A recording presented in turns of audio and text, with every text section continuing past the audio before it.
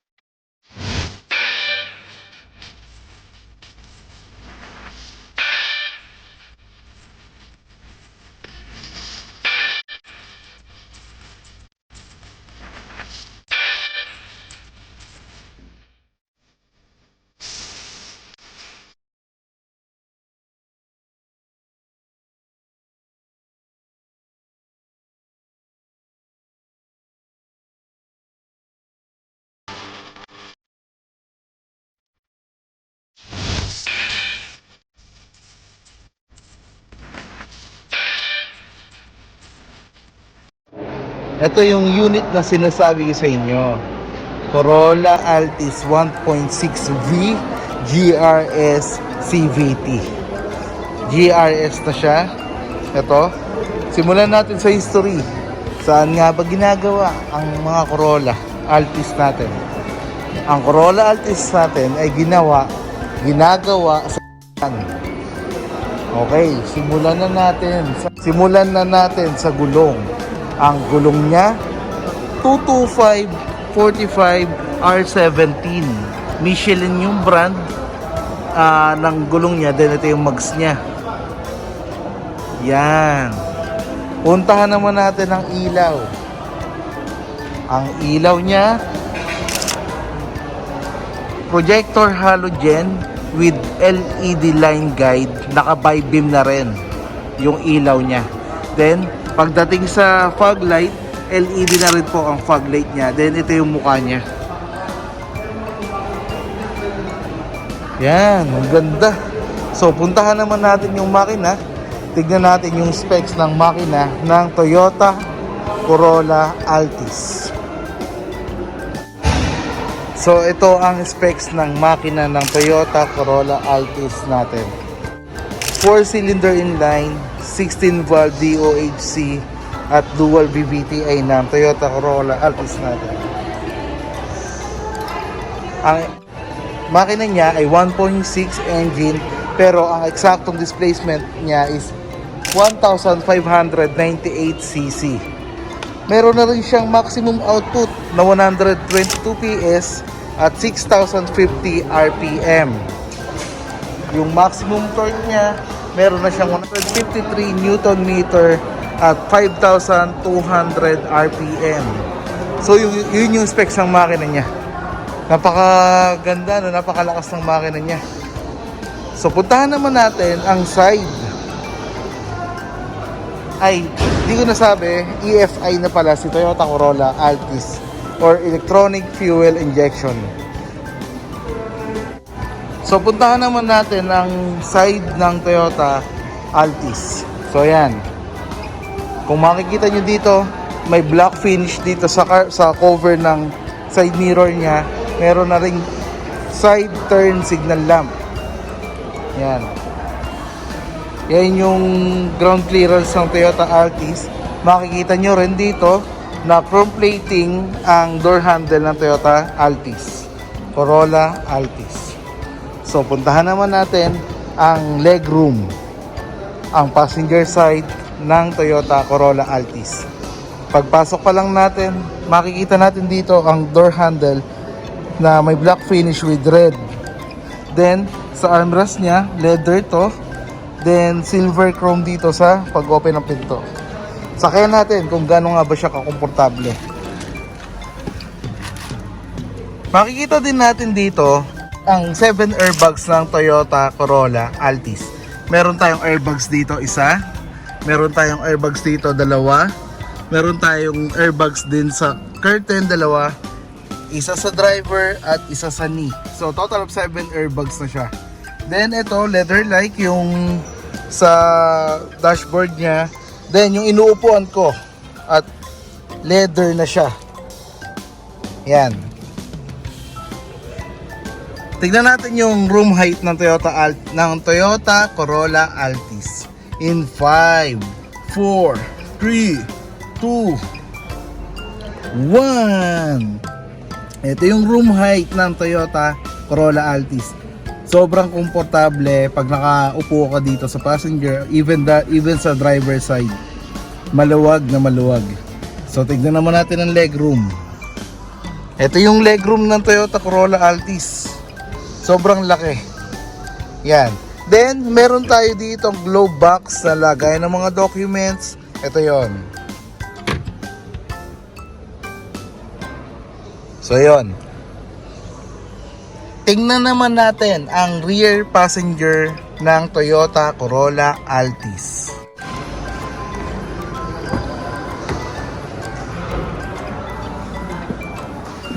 Ayun. Ito yung legroom niya. Ito. Then room height. Ito ulit.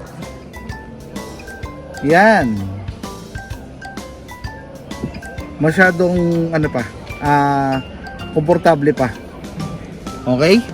Pagdating sa seat material na ginamit, meron tayong ditong leather with red stitch. Yan. Sa second passenger din makikita natin. Parang sa Camry or sa Hilux GRS, meron na siyang air vent dito para mas malamig yung sa likod natin. May sarili na kayong aircon dito sa likod. Ang ganda.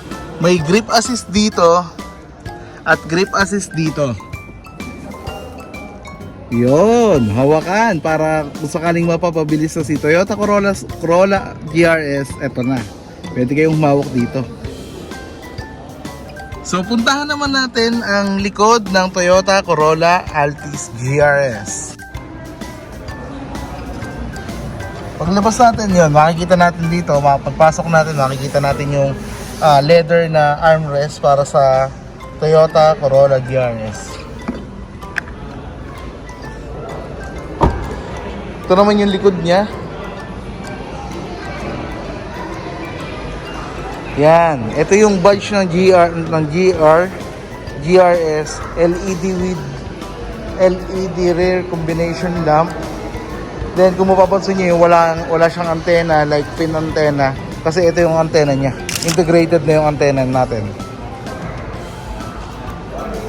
Tapos may makikita, meron din siyang backup sensor at meron din siyang backup camera. Yan. Ito yung rear diffuser niya. Yun, sport na sporty yung dating ng Toyota Corolla GRS. So yun. Ito yung rear skirt niya, then yung side skirt at front skirt. Hindi ko nabanggit. Pasukin ulit natin ang loob. Si Toyota Corolla Altis GRS, meron tayo yung ditong parang sunshade para hindi mainitan sa likod. So pwede mo rin tanggalin yan. Tulad dito.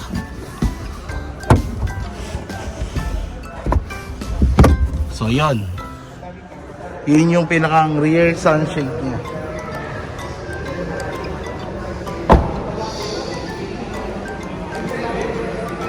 Ang ganda ng Toyota Corolla GRS pala, Altis GRS na lang para hindi tayo mahihirapan. Okay? Paano nga ba natin siya ipapark? Ano nga bang sukat niya? Meron siyang 4,635mm na length. Meron din siyang 1,780 na width millimeter. Pagdating naman sa height, ang height niya 1,435. Yan. Medyo mababa nga kasi sporty po talaga si Toyota Altis. Meron na rin siyang 2,700 na wheelbase para sa wheelbase. 2,700mm ang wheelbase niya.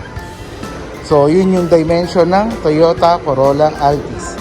Pasukin na natin ang loob. Excited na ba kayo? Kung ano yung ipapakita ko sa inyo sa loob ng Toyota Altis GRS. Pag-usapan na natin yung interior. Pasukin na natin ang driver side ng Corolla Altis GRS. So tara, pasukin na natin ang Corolla Altis GRS. Pagpasok natin, meron tayong pindutan dito para sa mga windows, para sa lock din ng pinto, andito na. Meron din tayong joystick dito para magalaw mo yung side mirror mo kung saan ka komportable. Meron tayong button dito para sa foldable side mirror. Ito yon. So tara, sakyan na natin ang driver side ng Toyota Altis GRS. So ito na yung steering wheel niya. Kung sedan yung pag-uusapan, syempre, kay Toyota Altis tayo. Bukod sa maluwag yung space ng upuan niya, porma pa pagdating po kay Toyota Altis. Tignan natin ang steering wheel niya. Ang steering wheel niya, tilt up and down at telescopic po. Yon. So yun yung adjustment ng steering column niya. Meron din tayo ditong mode, volume mode para po sa AM, FM, Bluetooth, Android Auto, Apple CarPlay, kung ano pong gusto nyo. Yan. Nasa steering column na rin ang paddle shift natin, plus minus. Ito. Yan. Plus minus natin. Then ito yung sa ilaw niya. Ilaw niya din yung sa gitna. Sa lahat po ng fog light, sa gitna po yung fog light button niya. Yan. Then ito na po yung natin, head unit monitor ng Toyota Altis GRS. 8-inch audio yung display ng Toyota Altis GRS. Meron na siyang Apple CarPlay at Android Auto with Bluetooth, USB, AM at FM. So yun yung specs ng head unit ng Altis GRS natin. Meron tayo ditong aircon na dual na rin. Ito yung aircon niya. Then pagdating sa ignition natin ay push start na po ang Toyota Corolla Altis GRS. Andito yung gear niya, leather yung gear niya, yung shift gear niya. Meron din tayong ditong button para sa traction control, at ito yung lagay ng phone natin. Meron tayong tatlong mode para kay Toyota GRS, Toyota Altis GRS. Meron tayong power mode, eco mode, at normal mode. Sa handbrake, kung mapapansin nyo, ito naman. Ito yung handbrake natin. Hindi na siya ditapak. Auto hold na po siya. I mean, dipindot na po ang handbrake natin. Then, meron tayong malaking center console dito. Ito, na maluwag. Leather din yung ibabaw niya. May lagay tayo dito ng cup holder or bottle holder. Andito yung USB niya, yung saksakan niya. Yan. So yun. Meron na rin tayo ditong door visor na may salamin. Ito rin, may salamin din para sa driver at passenger, meron na. So, sobrang ganda ng Toyota Altis. May auto dimmer na rin sa rear view monitor natin. Yon. So tapos na natin pag-usapan ang interior exterior dimension ng Toyota Altis GRS. Pag-usapan naman natin ang safety features niya. Meron na siyang airbags na 7 airbags. Meron na rin siyang pre-collision system. Meron na rin siyang dynamic radar cruise control. Meron na rin siyang automatic high beam, meron na rin siyang lane tracing alert, meron na siyang lane departure alert. So yun, ang dami ng safety features ng Toyota Corolla Altis GRS. So kung may nakalimutan man ako ka-auto, message nyo lang sa akin or comment nyo lang below. Pag-usapan natin, i-correct natin. Andito lang naman po ako sa showroom. Andito na ako lagi sa showroom. I mean, kung wala man ako sa showroom, nasa office, message nyo lang ako. Kung wala man ako, tawagan nyo lang po ako para ma-verify natin or masabi ko yung specs na sinasabi nyo. Okay po. Mga ka-auto, hanggang dito na lamang po. Magla-live pa tayo. Abangan nyo rin po sa mga live natin. Panoorin nyo po yung mga ads. Maraming salamat po at umabot po kayo sa puntong ito. Please po, pakisabi po sa mga tropa nyo, pakisubscribe po yung channel namin. Kayo rin po, pakisubscribe po ang channel namin kung di pa kayo nakasubscribe sa channel namin, para mabigyan ko kayo ng additional discount pag bibili kayo ng unit dito sa amin. Pag nag-subscribe kayo, may additional discount kayo syempre. So please po, pakisubscribe po ang channel namin, pakibigyan nyo na rin po, pakisabi nyo na rin po sa mga tropa nyo, pakishare po, pakilike yung video na to. Kung nagustuhan nyo, i-like nyo. Kung hindi naman po, okay lang po, i-dislike nyo, wala po problema yon. At least alam ko rin po na may mga babaguhin at babaguhin pa po ako. Hanggang dito na lamang po mga ka-auto. Hindi ko na naman nabanggit ang spare tire. Balikan natin bago ako magtapos, bago ako paalam sa inyo. So yon. Maraming salamat po. Puntahan na natin ang spare tire, baka makalimutan ko pa. So ito yung truck ng Toyota Altis GRS natin. Ito yung mga tools. Then ito yung spare tire natin. So nakamags na rin po ang spare tire ng Toyota Corolla Altis GRS.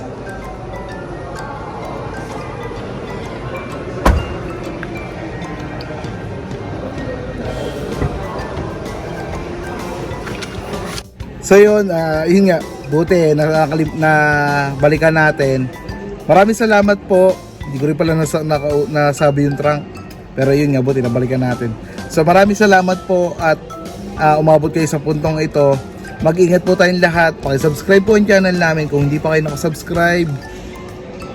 Pakipanood naman po yung mga ads namin. Kung may ads po, pakipanood naman po. Huwag niyo pong skip, please po. Kasi mas malaking tulong po sa channel namin. Ngayon, kung 4 minutes naman po yung ads at nakaka 1 minute na kayo or 2 minutes, pwede nyo na pong skip kung naiinip kayo.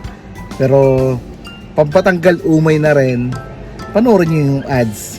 para pagbalik, hindi na kayo maboboard sa vlog namin, di ba? Nakatulong pa sa inyo yung ads. So please, paki-subscribe po ulit ang channel namin. Huwag po sana kayo magsawa na suportahan kami. Huwag po sana kayo magsasawa na manonood sa channel namin. Hanggang dito na lamang po ang video na to. At magla-live po tayo. Magkita-kita po tayo sa mga live natin. Mag-ingat po tayong lahat. God bless po sa ating lahat. Bye!